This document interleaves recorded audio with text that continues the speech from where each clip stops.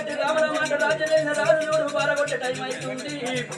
మరి అటువంటి ఇంటికి వచ్చే వరకల్లా ఇంటి లోపల ఇల్లాలు సింగారం ఉంటేనే ఇల్లు సింగారం ఉంటుందట ఇల్లాలు చిన్నపోత ఇల్లు చిన్నపోతురావా ఆడపిల్ల చిన్నపోతుంటే మరి రాజు అటువంటి నీళ్ళ చిన్నవారాజు కన్నా చూసిండు నాడు ఏమన్నాడమ్మా ఏమనుకున్నది